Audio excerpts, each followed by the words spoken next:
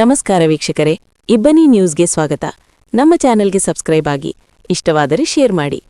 ರೈತರ ಬೆಳೆಗಳಿಗೆ ಸಾವಯವ ಗೊಬ್ಬರ ಬಳಕೆ ಮಾಡಿ. ಡಾಕ್ಟರ್ ಮಂಜುನಾಥ್ ಭಾನುವಳ್ಳಿ.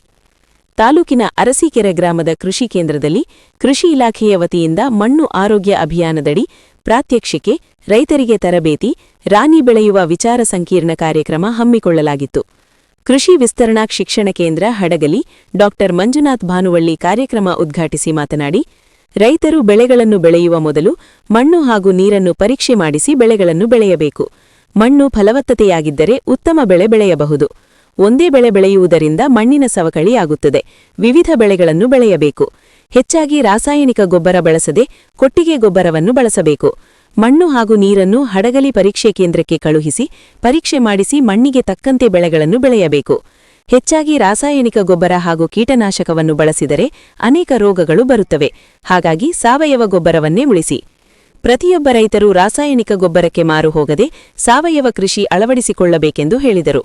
ಸಹಾಯಕ ಕೃಷಿ ನಿರ್ದೇಶಕರಾದ ವಿಸಿ ಉಮೇಶ್ ಮಾತನಾಡಿ, ಅಕ್ಕಿಗಿಂತ ರಾಗಿ ಶ್ರೇಷ್ಠ. ಅರಸೀಕೆರೆ ಹೋಬಳಿಯಲ್ಲಿ ಅತಿ ಹೆಚ್ಚು ರೈತರು ರಾಗಿಯನ್ನು ಬೆಳೆಯುತ್ತಿದ್ದಾರೆ. ರಾಗಿ ಮನುಷ್ಯನ ಆರೋಗ್ಯಕ್ಕೆ ಅನುಕೂಲವಾಗಿದೆ. ರಾಗಿಯಲ್ಲಿ ಕ್ಯಾಲ್ಸಿಯಂ, ಪ್ರೋಟೀನ್ ಹಾಗೂ ನಾರಿನಂಶ ಅತಿ ಹೆಚ್ಚಾಗಿರುತ್ತದೆ. ಯಾವುದೇ ಕಾಯಿಲೆಗಳು ಬರದಂತೆ ಆರೋಗ್ಯವಾಗಿರಬಹುದು. ಹುಟ್ಟಿದ ಮಕ್ಕಳಿಂದ ವಯಸ್ಸಾದವರಿಗೂ ಸಹ ಅತಿ ಹೆಚ್ಚು ರಾಗಿಯನ್ನು ಉಪಯೋಗಿಸುತ್ತಾರೆ. ಬಿಪಿ, ಶುಗರ್ ಕಾಯಿಲೆಗೆ ರಾಗಿಯು ಉತ್ತಮ ಪದಾರ್ಥವಾಗಿರುತ್ತದೆ. ಮಾನವನ ದೇಹದ ಸರ್ವತೋಮುಖ ಅಭಿವೃದ್ಧಿಗೆ ರಾಗಿಯೇ ಉತ್ತಮ. ರಾಗಿ ಬೆಳೆಯುವಂತಹ ರೈತನಿಗೆ ಸರ್ಕಾರ ಬೆಂಬಲ ಬೆಲೆ ಘೋಷಣೆ ಮಾಡಿದೆ. ಎಲ್ಲ ರೈತರಿಗೂ ಮಣ್ಣಿನ ಫಲವತ್ತತೆಯ ಅವಶ್ಯಕತೆ ಇದೆ. ಪ್ರತಿಯೊಬ್ಬ ರೈತರು ಹೆಚ್ಚಾಗಿ ರಾಸಾಯನಿಕ ಗೊಬ್ಬರ ಬಳಸದೆ ಸಗಣಿ ಗೊಬ್ಬರ ಬಳಸಿದರೆ ಮಣ್ಣಿಗೆ ಫಲವತ್ತತೆ ಸಿಗುತ್ತದೆ ಎಂದು ಹೇಳಿದರು. ಅಖಿಲ ಭಾರತ ಕಿಸಾನ್ ಸಭಾದ ಜಿಲ್ಲಾಧ್ಯಕ್ಷ ಕೆರೆಗುಡಿಹಳ್ಳಿ ಹಾಲೇಶ್ ಮಾತನಾಡಿ, ಈ ಭಾಗದ ರೈತರು ಅತಿ ಹೆಚ್ಚು ರಾಗಿ ಬೆಳೆಯುವುದರಿಂದ ಅರಸೀಕೆರೆಯಲ್ಲಿ ರಾಗಿ ಖರೀದಿ ಕೇಂದ್ರ ತೆರೆಯಬೇಕು. ಪ್ರತಿಯೊಬ್ಬ ರೈತರಿಗೂ ಕೃಷಿ ವಿಚಾರಗಳನ್ನು ತಿಳಿಸಬೇಕು. ರಾಗಿಯಲ್ಲಿ ಅತಿ ಹೆಚ್ಚು ಪೌಷ್ಟಿಕಾಂಶವಿದೆ. ಶಾಲೆಯ ಎಲ್ಲಾ ಮಕ್ಕಳಿಗೆ ರಾಗಿ ಮಾಲ್ಟನ್ನು ನೀಡುತ್ತಿದ್ದಾರೆ. ರಾಗಿ ಬೆಲೆಯನ್ನು ಅತಿ ಹೆಚ್ಚಾಗಿ ಬೆಳೆದು ವೈಜ್ಞಾನಿಕ ಬೆಲೆಗೆ ಮಾರಾಟ ಮಾಡಿರಿ. ಮನುಷ್ಯ ಆರೋಗ್ಯವಾಗಿರಬೇಕಾದರೆ ರಾಗಿಯ ಪದಾರ್ಥವನ್ನು ಹೆಚ್ಚಾಗಿ ಸೇವಿಸಬೇಕು ಎಂದು ಹೇಳಿದರು.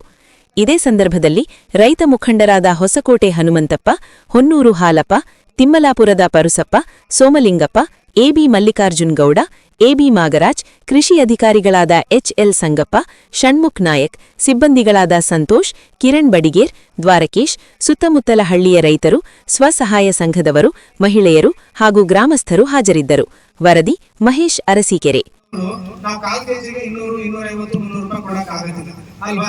ಅದಕ್ಕೆ ದೇವರು ಏನ್ ಸೃಷ್ಟಿ ಮಾಡಿದ್ದಾನೆ ಅಂದ್ಮೇಲೆ, ದೇವರು ಏನ್ ಸೃಷ್ಟಿ ಮಾಡಿದ್ದಾನೆ, ಈ ಬಡವರ ಧಾನ್ಯ ಯಾವುದು? ಬಡವರ ದೈವಿಕ ಧಾನ್ಯ ಅಂತ ರಾಮ ಅವರು ಹೇಳಿದ್ದಾರೆ. ಬಡವರ ದೈವಿಕ ಧಾನ್ಯ ಅಂದ್ರೆ ಆರೋಗ್ಯಕ್ಕೆ ಸಿರಿಯನ್ನು ಕೊಡ್ತಕ್ಕಂಥ ಧಾನ್ಯ ಯಾವುದು ಅಂದ್ರೆ ರಾಗಿ.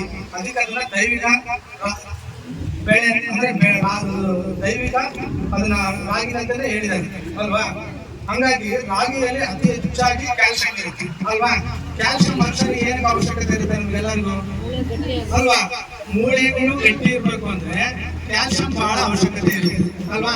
ನೀವೆಲ್ಲರೂ ನೋಡಿದ್ರೆ ಇತ್ತೀಚೆಗೆ ಯಾರಾದ್ರೂ ನೀವು ಹಾಸ್ಪಿಟಲ್ಗೆ ಹೋದಾಗ ಬಹಳ ವೀಕ್ ಇದ್ರೆ ನಿಮ್ಮ ಡಾಕ್ಟರ್ ಕ್ಯಾಲ್ಸಿಯಂ ಟ್ಯಾಬ್ಲೆಟ್ಸ್ ಕೊಟ್ಟಿರ್ತಾರೆ ತಿನ್ಲಿಕ್ಕೆ ಅಲ್ವಾ? ಅಂದ್ರೆ ರಾಗಿಯಲ್ಲಿರ್ತಕ್ಕಂಥ ಕ್ಯಾಲ್ಸಿಯಂ ಏನಿದೆ ಇದು ಮನುಷ್ಯನ ಮೂಳೆಗಳು ತುಂಬಾ ಗಟ್ಟಿಯಾಗಿರ್ಬೇಕಂದ್ರೆ ಮನುಷ್ಯನಿಗೆ ಕ್ಯಾಲ್ಸಿಯಂ ಅವಶ್ಯಕತೆ ಇರುತ್ತೆ. ಆಮೇಲೆ ನೀವೆಲ್ಲರೂ ನಿಮ್ಮ ದೇಹದಲ್ಲಿ, ನಿಮ್ಮ ಬಾಡಿಯಲ್ಲಿ ತುಂಬಾ ಚೆನ್ನಾಗಿ ರಕ್ತ ಕೆಂಪಾಗಿರ್ಬೇಕು ಅಂದ್ರೆ ಏನಿರ್ಬೇಕು? ನಮ್ಗೆ ಕಬ್ಬಿಣದ ಅಂಶ ಜಾಸ್ತಿ ಇರ್ಬೇಕು ಅಲ್ವಾ? ಈ ಕಬ್ಬಿಣದ ಅಂಶ ಜಾಸ್ತಿ ಇದ್ದಷ್ಟು ಏನಾಗುತ್ತೆ? ರಕ್ತ ಕೆಂಪಾಗಿರುತ್ತೆ. ರಕ್ತದಲ್ಲಿ ಕೆಂಪ ಜಾಸ್ತಿ ಇದ್ದಷ್ಟು ಏನಾಗುತ್ತೆ? ನಮ್ಮ ಬಾಡಿ ಅಂದ್ರೆ ಆಕ್ಸಿಜನ್ ಒಂದು ತಗೊಂಡು ಎಲ್ಲಾ ಜೀವಕೋಶಗಳಿಗೆ ಆಕ್ಸಿಜನ್ ತಗೊಂಡೋಗಂತ ಶಕ್ತಿ ಜಾಸ್ತಿ ಇರುತ್ತೆ. ಎಲ್ಲಾ ಜೀವಕೋಶಗಳಿಗೆ ಸರಿಯಾದ ಪ್ರಮಾಣದಲ್ಲಿ ಸರಿಯಾದ ಟೈಮಲ್ಲಿ ಆಕ್ಸಿಜನ್ ನಮ್ಮ ಬಾಡಿಯಲ್ಲಿ ದೊರೆತರೆ ಮನುಷ್ಯ ಆರೋಗ್ಯವಾಗಿರ್ತಾನೆ, ದಷ್ಟಪುಷ್ಟವಾಗಿರ್ತಾನೆ. ಆಮೇಲೆ ರೋಗ ನಿರೋಧಕ ಶಕ್ತಿ ಜಾಸ್ತಿ ಆಗುತ್ತೆ ಅಲ್ವಾ? ಈಗ ಮನುಷ್ಯ ತುಂಬಾ ಚೆನ್ನಾಗಿ ಅಂದ್ರೆ ಒಂದು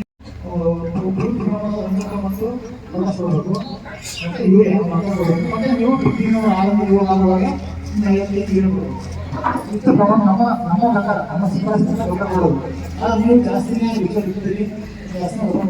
ವಿಷಯ ನಿಮ್ಮಿಂದ ಏನಾಗುತ್ತೆ ಅಂದ್ರೆ ನಿಮ್ಗೆ ಏನಾಗುತ್ತೆ ಮತ್ತೆ ಜಾಸ್ತಿ ಆಗುತ್ತೆ. ಮತ್ತು ನೀವು ಕೊಟ್ಟಂತ ಹುಡುಗರು ಆಮೇಲೆ ನಮ್ಮ ಮೇಲೆ ಎಷ್ಟು ಚಿಂತೆ ಮಾಡ್ಕೊಳ್ಳೋದಾಗಿ ನೀವು ಸಾಯಂಕಾಲ ಅಂದ್ರೆ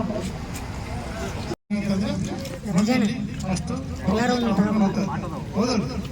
ಏನಂತಂದ್ರೆ ನಾವು ಹಿಂಗೆ ಬೆಳೆ ಬೆಳೀತಾ ಹೋಗ್ಬೋದು. ಜಾಸ್ತಿ ರಾಗಿ ಬೆಳೀತಾ ಇದ್ರಿ, ಮೆಕ್ಕೆಜೋಳ ಬೆಳೀತಾ ಇದ್ರಿ, ಬೆಳೆ ಬೆಳೆಯಕ್ಕೆ ಮುಖ್ಯವಾಗಿ ನಮ್ಗೆ ಏನ್ ಬೇಕಪ್ಪ ಅಂದ್ರೆ ಮಣ್ಣಿನಲ್ಲಿ ಸತು ಇರಬೇಕು ಅಂದ್ರೆ ಒಳ್ಳೆ ಫಲವತ್ತತೆ ಮಣ್ಣನ್ನು ನಾವು ಕಾಪಾಡಿಕೊಂಡು ಮುಂದಿನ ಪೀಳಿಗೆಗೆ ಕೊಟ್ಟು ಹೋಗೋದು ನಮ್ಮೆಲ್ಲರಿಗೂ ಒಂದು ಅದೇ ಕರ್ತವ್ಯ. ಆದ್ರಿಂದ ನಾವು ಏನ್ ಹೇಳ್ತೇವೆ ರೈತರ ಬಂದ್ರೆ ನೀವು ರಾಸಾಯನಿಕ ಗೊಬ್ಬರ ಬಳಕೆ ಮಾಡಿ, ಜೊತೆಗೆ ನೀವು ಸಾವಯವ ಗೊಬ್ಬರ ಬಳಕೆ ಮಾಡ್ತಾನೆ ಅಂತ ನಾನು ಹೇಳ್ತೇವೆ. ಅಂದ್ರೆ ತಿಪ್ಪೆಗೊಬ್ಬರ ಇವತ್ತು ನಮ್ಮ ದನ ಕರುಗಳೆಲ್ಲ ಕಡಿಮೆ ಇದೆ.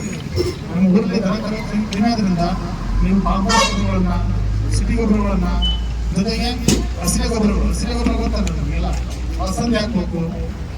ಮತ್ತೆ ಹೊಲಕ್ಕೆಲ್ಲ ಭೂಮಿ ವರ್ಷಕ್ಕೊಂದ್ಸಲ ನೀವು ಆ ಥರ ಮಾಡಿ ನೀವು 2-3 ವರ್ಷದಲ್ಲಿ ನಿಮ್ಮ ಹೊಲ ಮಣ್ಣಿನ ಕೊಳಕತ್ತೀನಿ ನೀವು ಬೆಳೆಯಬಹುದು. ಒಂದು ನೀವು ನೋಡಿದಿರುತ್ತೆ ಸಾಮಾನ್ಯವಾಗಿ ಅಡಿಕೆ ಆಗ್ತಾರೆ. ಈ ಕಡೆ ಭಾಳ ದಿವಸ ವರ್ಷಕ್ಕೆ ಜಾಸ್ತಿ ಅಡಿಕೆನೇ ಜಾಸ್ತಿ ಐತೆ. ಹೊಲ ಆಗ್ತಾರೆ ನೋಡಿ, ಅಡಿಕೆ ಒಳಗೆಲ್ಲ ಜಾಸ್ತಿ ಸಣ್ಣ ಬೋಡೆ ಏನು ಜಾಕಿ ವರ್ಷಕ್ಕೊಂದ್ಸಲ ಬೆಳೀತಾ ಇರ್ತಾರೆ. ಆ ಥರ ನೀವು ಬರೀ ಅಡಿಕೆ ಅಂತಲ್ಲ, ನೀವು ಒಣ ಭೂಮಿ ಹೊಲಗಳು ನೀವು ಆ ಥರ ಮಾಡ್ತಾ ಹೋದ್ರೆ ನಿಮ್ಮದು ಮಣ್ಣಿನಲ್ಲಿ ಫಲವತ್ತತೆ ಜಾಸ್ತಿ ಆಗ್ತಾ ಹೋಗುತ್ತೆ. ನೀವು ಕೊಟ್ಟಂಥ ಗೊಬ್ಬರ ಚೆನ್ನಾಗಿ ಗಿಡಗಳಿಗೆ ಹೋಗುತ್ತೆ. ನೀವು ಗೊಬ್ಬರ ಬಿಡಿ ಬಳಕೆ ಮಾಡಬೇಕು. ಅಷ್ಟೇ ಮುಖ್ಯವಾಗಿ ಜಾಸ್ತಿ ಎಲ್ಲಿ ಈಗ ನಿಮ್ಮ ಪೇಷನ್ಸ್ ಅನ್ನ ನಾವು ಅತಿ ಹೆಚ್ಚು ನಾವು ಬಳಕೆ ಮಾಡಕ್ ಹೋಗಲ್ಲ. ಈಗಾಗಲೇ ಕೇಳೋಂತ ಮಟ್ಟ ಬಹಳ ಇಲ್ಲ. ಆದ್ರೆ ಈಗ ಬಹಳ ಇದು ಆರೋಗ್ಯಕರವಾಗಿ ಪ್ರಜಾಪ್ರಭುತ್ವ ವ್ಯವಸ್ಥೆಯಲ್ಲಿ ಪ್ರಜೆಗಳನ್ನ ಈ ರೀತಿ ಕುದಿಸ್ಕೊಂಡು ಎಲ್ಲರಿಗೆ ರೈತರಿಗೆ ಮಾಹಿತಿ ನೀಡಿದರೆ ನಾವು ಸ್ವಾಗತ ಮಾಡಬೇಕು. ಇದರಲ್ಲಿ ಅತಿ ಹೆಚ್ಚು ಲೋಪದೋಷಗಳಿದೆ. ಅದನ್ನ ನಾವು ಮತ್ತೆ ಸಂಬಂಧಪಟ್ಟಂಗೆ ನಾವು ಅವರ ಭೇಟಿ ಆಗಬೇಕಾಗಿದೆ. ಕೃಷಿ ನಮ್ಮ ಅರಸೀಕೆರೆ ಹಿಂದೆ ಏನು ಖರೀದಿ ಕೇಂದ್ರ ಇತ್ತು, ಅದಕ್ಕೆ ಸಂಬಂಧಪಟ್ಟ ಇಲ್ಲಿರ್ತಕ್ಕಂಥ ಜನಪ್ರತಿನಿಧಿಗಳು ನಾವು MLA ಭೇಟಿ ಆಗ್ಬೇಕು. ಅವ್ರದ್ದು ಕೆಲಸ ಅದು ಬರೀ ವಿಲೇಜ್ ಹೋಗೋದಲ್ಲ, ಅದನ್ನ ಅವರು ಭೇಟಿ ಆಗ್ಬೇಕು. ತಹಶೀಲ್ದಾರ್ ಅವರು ಇದ್ದಾರೆ, ಅವ್ರನ್ನ ಭೇಟಿ ಆಗೋಣ. ಜಿಲ್ಲಾಧಿಕಾರಿಗಳು ಭೇಟಿಯಾಗಿ ನಮ್ಮ ಅರಸೀಕೆರೆ ದೊಡ್ಡ ಮಟ್ಟದ ಅರಸೀಕೆರೆ ರಾಗಿ ಬೆಳೀತಕ್ಕಂಥ ಅತಿ ಹೆಚ್ಚು ರೈತರು ಇರೋದು, ಬಡವರು ಇರೋದ್ರೆ ಅದಕ್ಕೆ ನಮ್ಮ ಅರಸೀಕೆರೆಯಲ್ಲಿ ಖರೀದಿ ಕೇಂದ್ರ ಆಗ್ಲೇಬೇಕಂತೇಳಿ ಎಲ್ಲ ರೈತ ಮಹಿಳೆಯರು ಸೇರಿ ಇಲ್ಲಿ ಅರಸೀಕೆರೆಯಲ್ಲಿ ಒಂದು ರಸ್ತೆ ತಡೆ ಮಾಡಿ ಹೋರಾಟ ಮಾಡಿ ಅದನ್ನ ಪಡೆಯೋಣ. ಇದನ್ನ ನಾನು ಒತ್ತಾಯ ಎಲ್ಲ ಸೇರಿ ಒತ್ತಾಯ ಮಾಡೋಣ, ಇದನ್ನ ಮಾಡೋಣ. ಅದೇ ರೀತಿಯಾಗಿ ನಾವು ಇರ್ತಕ್ಕಂಥ ಅರಸೀಕೆರೆ ಭಾಗದ ರೈತರು ಅದೇ ಈಗ ರಾಗಿ ಅತಿ ಹೆಚ್ಚು ನಮಗೆ ಪೌಷ್ಟಿಕತೆ ಅವಶ್ಯಕತೆ ಇದೆ. ರಾಗಿ ಅತಿ ಹೆಚ್ಚು ಬೆಳೆದು ಮನೆಯಲ್ಲಿ ಕೂಡ ಇಟ್ಕೊಂಡ್ರೆ ಮತ್ತೆ ಖರೀದಿ ಕೂಡ ಮಾಡಿ ಅದರಲ್ಲಿ ರಾಗಿ ಮಾಲ್ಟು, ರಾಗಿ ಬಿಸ್ಕೆಟ್ ಹಲವಾರು ಇತ್ತೀಚಿನ ಸಿಟಿಯಲ್ಲಿ ನೋಡ್ಬಿಟ್ರೆ ಅತಿ ಹೆಚ್ಚು ರಾಗಿ ಅಂದ್ರೆ ಬಂಗಾರಿಗೆ ಏನು ಬೆಲೆ ಇದೆ ಆ ಟೈಪ್ ಅದನ್ನ ನಾವು ಅದು ಮಾರ್ಕೆಟ್ ಇತ್ತೀಚಿನ ಮಾರ್ಕೆಟ್ ಅನ್ನು ಕೂಡ ಏನೇನು ಆಗತ್ತೆ ಅಂತ ಹೇಳಿ ಅದು ಕೂಡ ನಾವು ಮಾಡಿ ಅದಕ್ಕೆ ಮಾರ್ಕೆಟ್ಗೆ ಬಿಡುವಂತ ನಾವು ವ್ಯವಸ್ಥೆನ ರೈತರನ್ನ ಬರೇ ಬೆಳೆಯೋದು ಮನೆಯಲ್ಲಿ ಇಟ್ಕೊಳ್ಳೋದು ನಮಗೆ ಏನು ಸಿಗ್ಲಿಲ್ಲ ಬಿಡಪ್ಪ ಅಂತೇಳಿ ಮತ್ತೆ ಹೊರಗಡೆ ಇರ್ತಕ್ಕಂಥ ನಮ್ಮ ಮಕ್ಕಳಿಗೆ ನಾವು ಬೇರೆ ನಾವು ನೋಡ್ತಾರೆ ಮೊಬೈಲ್ ಕೃಷಿ ಬಗ್ಗೆ, ರಾಗಿ ಬಗ್ಗೆ ಖರೀದಿ ಕೇಂದ್ರ ಎಲ್ಲಿದೆ, ರಾಗಿ ಬಗ್ಗೆ ಏನೇನಿದೆ ಅನ್ನೋದ್ರ ಬಗ್ಗೆ ನಿಮ್ಮ ಮಕ್ಕಳಿಂದ ಮೊಬೈಲ್ ನಲ್ಲಿ ನಾವು ನೋಡಿಕೊಂಡು ನಾವು ಖರೀದಿ ಮಾಡಬಹುದು. ಮತ್ತೆ ಅನುಕೂಲ ಕೂಡ ಬೆಳೆ ಪದ್ಧತಿ ಏನ್ ಹೇಳ್ತಾರಲ್ಲ ಇದೆಲ್ಲ ಈ ಮೊಬೈಲ್ ಸಿಗುತ್ತೆ, ಅದು ಕೂಡ ನೀವು ಬೆಳಿಬಹುದು. ಆ ರೀತಿ ಮೊಬೈಲ್ ಅನ್ನ ಇದಕ್ಕೆ ಉಪಯೋಗಿಸಬೇಕು. ತಂತ್ರಜ್ಞಾನ ಇರೋದು, ಜ್ಞಾನ ಬಂದಿರೋದು ರೈತರಿಗೆ, ವಿದ್ಯಾರ್ಥಿ ಯುವ ಜನರಿಗೆ ಎಲ್ಲ ಪ್ರತಿಯೊಬ್ಬರಿಗೆ ಅನುಕೂಲಕ್ಕೋಸ್ಕರ ಇದೆ. ಅದಕ್ಕೆ ಬರೀ ಕೆಟ್ಟದಕ್ಕ ಬೆಳಿಗ್ಗೆ ಆಗುತ್ತೆ, ಅದನ್ನ ಬಳಕೆ ಮಾಡೋಣ. ಮುಂದಿನ ದಿನಗಳಲ್ಲಿ ಎಲ್ಲಾ ಬೆಳೆಗಳಿಗೆ ಇರುತ್ತೆ. ಮತ್ತೆ ಈಗ ಹಿಂಗಾರು ಬೆಳೆಗಳಿಗೆ ಏನು ರಾಗಿ ಮತ್ತೆ ಮಣ್ಣಿನ ಆರೋಗ್ಯದ ಬಗ್ಗೆ ಬಹಳ ಏನು ನಮಗೆ ಮನುಷ್ಯನಿಗೆ ಎಷ್ಟು ಆರೋಗ್ಯ ಮನುಷ್ಯನ ಆಗಿದ್ರೆ ಮಣ್ಣು ಆರೋಗ್ಯವಿದ್ರೆ ಇಡೀ ಮನುಷ್ಯನ ಮನುಕುಲ ಮನುಷ್ಯನ ಕೂಡ ಒಳ್ಳೆ ಆರೋಗ್ಯ ಇರ್ತವಂತ ಹೇಳಿದ್ರು. ಮಣ್ಣು ಏನಾರ ಆರೋಗ್ಯ ಕೇಳ್ತಂದ್ರ ಮನುಷ್ಯ ಯಾರು ಬದುಕಾಗಲ್ಲ. ಈಗ ಬೇರೆ ಪಂಜಾಬ್ ಬೇರೆ ಏನೋ ದೊಡ್ಡ ಅಮೆರಿಕದಲ್ಲಿ ಇದೆಯಲ್ಲ, ನಮ್ಮ ದೇಶದ ಮಣ್ಣು ಇಷ್ಟೊಟ್ಟು ಇನ್ನು ಪೌಷ್ಟಿಕತೆ ಪವಿತ್ರತೆ ಅಲ್ಲಿ ಅಮೆರಿಕದ ಬೇರೆ ದೇಶ ಇಲ್ಲ. ಎಲ್ಲ ರಾಸಾಯನಿಕ ಗೊಬ್ಬರ ಹಾಕಿ ಮಣ್ಣನ್ನ ಕೆಡಿಸ್ಕೊಂಡು ಇವತ್ತು ನಮ್ಮ ದೇಶಕ್ಕೆ ಬೆಳಿಗ್ಗೆ ಸಂಚಾಗ್ತದ್ರೆ ನಮ್ಮ ದೇಶದ ಮಣ್ಣು, ನಮ್ಮ ಮಣ್ಣನ್ನ ನಾವು ಕಾಪಾಡಿಕೊಂಡ್ರೆ ನಮ್ಮ ಇಡೀ ಮನುಷ್ಯನ ಕೂಲನ ಬದುಕ್ತತೆ ಅಂತೇಳಿ ಬಹಳ ಚೆನ್ನಾಗಿ ಹೇಳಿದ್ರೆ ಅದನ್ನ ನಾವೆಲ್ಲರೂ ಕೂಡ ರೈತರು ಈ ರೀತಿಯಾಗಿ ನಾವು ಇವತ್ತು ದೇಶದ ಬೆನ್ನೆಲುಬು ಅಂತ ಹೇಳಿದ್ರೆ ರೈತರು ಏನು ಪದ್ಧತಿಯನ್ನ ಉಳಿಸ್ಕೋಬೇಕಾಗಿದೆ. ಈ ಎಲ್ಲರೂ ಕೂಡ ಸರ್ಕಾರಿ ನೌಕರೇ ಬೇಕಂತೇಳಿ ಹೆಣ್ಣು ಕೊಡಕ್ಕೆ ಯಾರಿಗೂ ಕೊಡಲ್ಲ, ರೈತರಿಗೆ ಎಣ್ಣೆ ಕೊಡಲ್ಲ, ಅದು ದೊಡ್ಡ ದುರ್ದಂತ. ಅದಕ್ಕೆ ನಾವು ಚಾಲೆಂಜ್ ಆಗಿ ಸರ್ಕಾರಿ ನೌಕರಿಗಿಂತ ಹೆಚ್ಚು ಇವತ್ತು ಬೆಳೆಗಳನ್ನ ಬೆಳೆದು ಅತಿ ಹೆಚ್ಚು ರೈತರಿಗೆ ಕೊಡುವಂತ ಒಂದು ನಾವು ವ್ಯವಸ್ಥೆಯನ್ನ ನಿರ್ಮಾಣ ಮಾಡ್ಕೋಬೇಕಾಗಿದೆ. ಇವತ್ತು ರೈತರು ಇಲ್ಲ ಅಂದ್ರೆ ಇಡೀ ದೇಶನ ಇಲ್ಲ, ಏನೋ ಮನುಷ್ಯನೇ ಇರಲ್ಲ. ಹಾಗಾಗಿ ನಾವು ರೈತರಿಂದ ಅಸಹ್ಯನ ಇದೆ. ರೈತರ ಇವತ್ತು ಇಲ್ಲ ಅಂದ್ರೆ ರೈತರ ಶ್ರೇಷ್ಠ.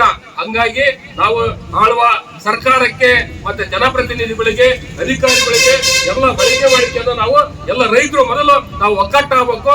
ಇದರಲ್ಲಿ ಜಾತಿ ಧರ್ಮ ಅದು ಗುಂಪುಗಾರಿಕೆ ಅವನು ಆಲೇಷನ್ ನಿಂದ್ರೆ ಏನಾಗುತ್ತೆ, ಬಿಡಳೆ ಆಲೇಷನ್ ನಿಂದ್ರೆ ಏನಾಗುತ್ತೆ. ಅವ್ರು ಬಹಳ ಕಬ್ಬಳೆ ಚಿಕ್ಕಬ್ಬಳೆ ನಮ್ಮ ರೈತರು ಒಳ್ಳೆ ಒಳ್ಳೆ ವಿಷಯಗಳ ಕೇಳಿದ್ರು. ಆದ್ರೆ ಸಂದರ್ಭ ಅನುಗುಣವಾಗಿ ಕೇಳೋಣ. ಖರೀದಿ ಕೇಂದ್ರ ಏನ್ ಕೇಳ್ಬೇಕು, ಯಾವ ಬೆಳೆ ಏನ್ ಕೇಳ್ಬೇಕು, ನಾವ್ ಇದನ್ನ ಲಾಭ ಪಡ್ಕೊಳ್ಳೋಣ ಮತ್ತೆ ಮುಂದಿನ ದಿನಗಳಲ್ಲಿ ಕೇಳೋಣ.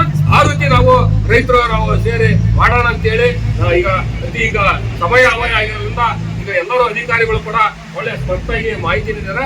ಮುಂದಿನ ದಿನಗಳಲ್ಲಿ ಇನ್ನು ಬೇರೆ ಬೇರೆ ಬೆಳೆಗಳಿಗೆ ಇದೇ ರೀತಿ ಗ್ರಾಮದಲ್ಲಿ ರೈತ ಸಂಘಟನೆಯಿಂದ, ರೈತರಿಂದ, ಮಹಿಳಾ ಸಂಘದಿಂದ ಕರೆಸಿ ನಮ್ಮ ಏವ ಸಾಹೇಬರು, ಇಲ್ಲಿರ್ತಕ್ಕಂಥ ಸಣ್ಣ ಸರ್ ಅವರು ಎಲ್ಲರೂ ಬಂದು ಇನ್ನು ಬೇರೆ ಬೇರೆ ವಿಜ್ಞಾನಿಗಳು ಅದಾರ, ಮಾಹಿತಿ ಕೊಡುವಂತ ಹೆಚ್ಚದಾರ. ಅದು ಕೇಳೋಂತ ಪೇಷನ್ಸ್ ಇಲ್ಲ. ಹಾಗಾಗಿ ಕೇಳಂತ ಪೇಷನ್ಸ್ ಇದ್ರ ಅದು ಮಾತ್ರ ತರಬೇತಿ ಯಶಸ್ವಿ ಆಗುತ್ತೆ. ಅವರು ಕೊಟ್ಟಿದ್ದ ಒಂದು ಖುಷಿ ಆಗುತ್ತೆ. ಹಾಗಾಗಿ ಇವತ್ತು ತರಬೇತಿ ಒಳ್ಳೆ ಅವರಿಗೂ ಖುಷಿ ಆಗಿದೆ. ಅವ್ರಿಗೆ ಒಂದು ಮನಸ್ಸಾಕ್ಷಿ ಅಂತಿದೆ, ಅದಕ್ಕೂ ಕೂಡ ಒಳ್ಳೆ ಅವರಿಗೆ ಒಳ್ಳೆ ಅಭಿಪ್ರಾಯ ಕೂಡ ಬಂದಿದೆ. ಮುಂದಿನ ದಿನಗಳಲ್ಲಿ ಎಲ್ಲಾ ಬೆಳೆಗಳಿಗೆ ನಾವು ಈ ರೀತಿ ತರಬೇತಿ ಪಡ್ಕೊಂಡು ನಾವು ದೇಶಕ್ಕೆ ನಮ್ಮ ರೈತರಿಗೆ ಅನುಕೂಲ ಆಗಂತ ಕಾರ್ಯಕ್ರಮ ಮಾಡೋಣ ಅಂತೇಳಿ ನನಗೆ ಮಾತಾಡಕ್ಕೆ